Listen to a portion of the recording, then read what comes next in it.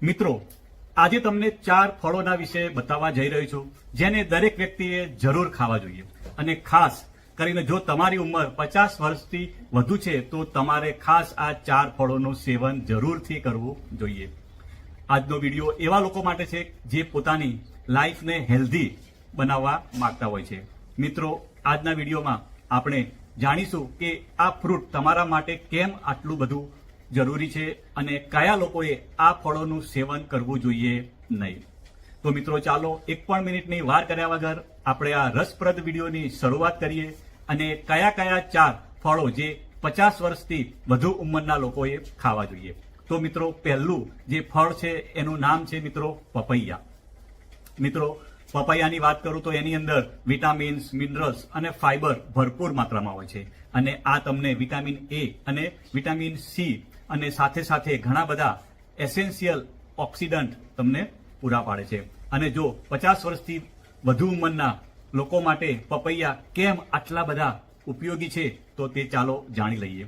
મિત્રો, જેમ જેમ આપણી ઉંમર વધવા લાગે છે તેમ તેમ આપણી પાચન શક્તિ નબળી પડતી જાય છે અને મિત્રો, પપૈયાની અંદર રહેલું એક એન્ઝાઇમ જેનું નામ છે પપાઇન એ આપણી પાચન શક્તિને મજબૂત બનાવવાનું કામ કરે છે અને એ એન્ઝાઇમના લીધે જે આપણે ખાઈએ છીએ અને જે એની અંદર પોષક તત્વો હોય છે એટલે કે જે ન્યુટ્રિયન્ટ હોય છે એને શોષવામાં મદદ કરે છે અને એનું શોષણ સરળતાથી થઈ જાય છે।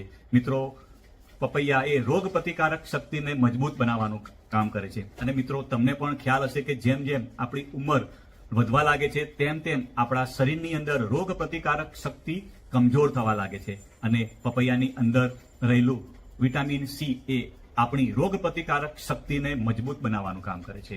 અને મિત્રો, બીજું કે જેમ જેમ આપણી ઉંમર વધવા લાગે છે તેમ તેમ આપણી સ્કિન કોરી થવા લાગે છે અને આપણા સ્કિન ઉપર રિંકલ્સ થવા લાગે છે। તો મિત્રો, પપૈયાની અંદર રહેલું વિટામિન એ આપણી સ્કિનને ગ્લોઈંગ બનાવે છે અને એકદમ બ્યુટીફુલ બનાવવાનું કામ કરે છે।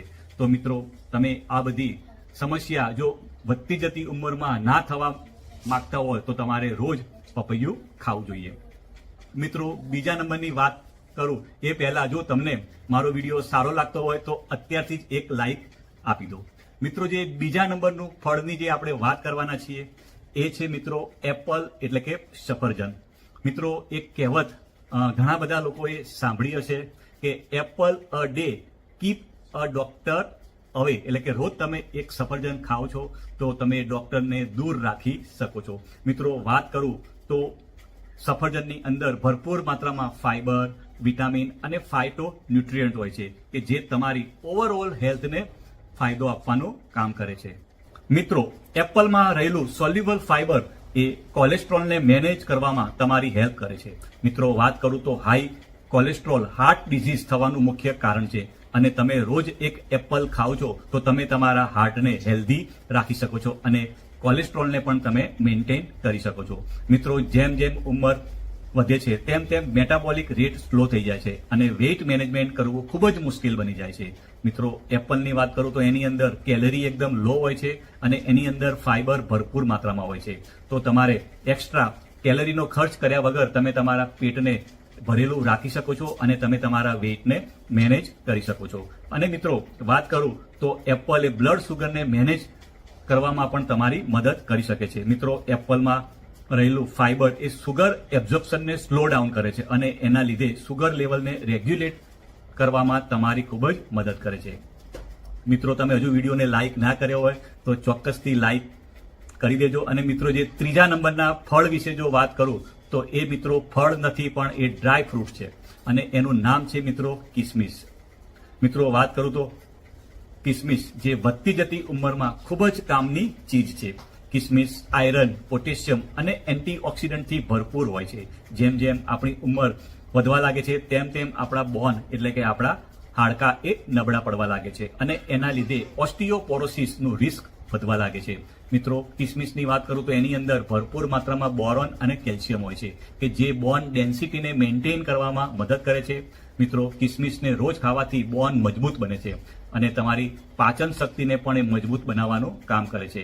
મિત્રો, કિસમિસમાં ફાઈબર ભરપૂર માત્રામાં હોય છે કે જે તમારા પાચન શક્તિને મજબૂત બનાવે છે અને તમારા ડાયજેશનને સ્મૂથ બનાવે છે અને કોન્સ્ટિપેશનની જો તમને તકલીફ હોય તો એની અંદર તમને ખૂબ જ ફાયદો કરે છે.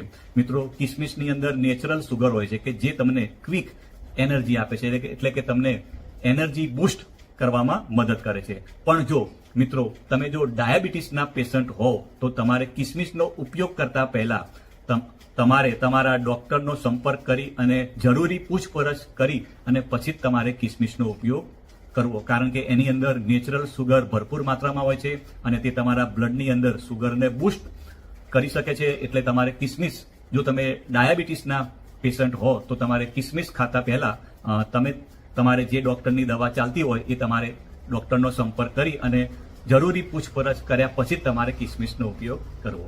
મિત્રો, જે ચોથા નંબરના ફળ વિશે આપણે વાત કરવાના છીએ એ છે મિત્રો લેમન, એટલે કે લીંબુ.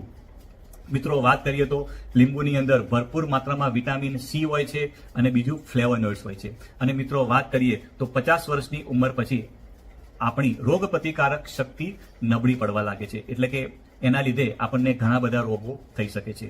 પણ મિત્રો, જો તમે લીંબુનું સેવન કરો તો એની અંદર ભરપૂર માત્રામાં વિટામિન સી હોય છે કે જે તમારી રોગ પ્રતિકારક શક્તિને મજબૂત બનાવવાનું કામ કરે છે. એટલે કે રોજ સવારે તમે નવશેકા પાણીમાં જો એક લીંબુ નીચોઈને તમે પી જાઓ છો તો તમારી રોગ પ્રતિકારક શક્તિ એકદમ મજબૂત બને છે અને વધતી જતી ઉંમરમાં તમને ઇન્ફેક્શન થવાનો જે ખતરો છે એ ખતરો ઘટી જાય છે. અને બીજો મિત્રો વાત કરું તો એની અંદર ભરપૂર માત્રામાં એન્ટી ઓક્સિડન્ટ હોય છે કે જે શું કરે છે કે વધતી જતી ઉંમરમાં એ ઓક્સિડેટિવ સ્ટ્રેસથી તમારા શરીરને બચાવવાનું કામ કરે છે. અને વિટામિન સી ભરપૂર માત્રામાં હોય છે કે જેના લીધે તમારા શરીરની અંદર ઓક્સિડેટિવ સ્ટ્રેસ થતું નથી. તો મિત્રો, ખાસ કરીને જો તમારી ઉંમર 50 વર્ષથી ઉપર છે તો તમને જે ફળના નામ કીધા, પપૈયા છે, કિસમિસ છે, એપલ છે અને લીંબુ, એનો જો તમે ઉપયોગ કરશો તો તમે તમારી ઓવરઓલ હેલ્થને બૂસ્ટ કરી શકશો. મિત્રો, તમને મારો વિડીયો સારો લાગ્યો હોય તો લાઈક કરજો અને મને વિશ્વાસ છે કે આ વિડીયોના માધ્યમથી તમે કંઈક નવું શીખ્યા હશો. આવજો મિત્રો, બાય બાય.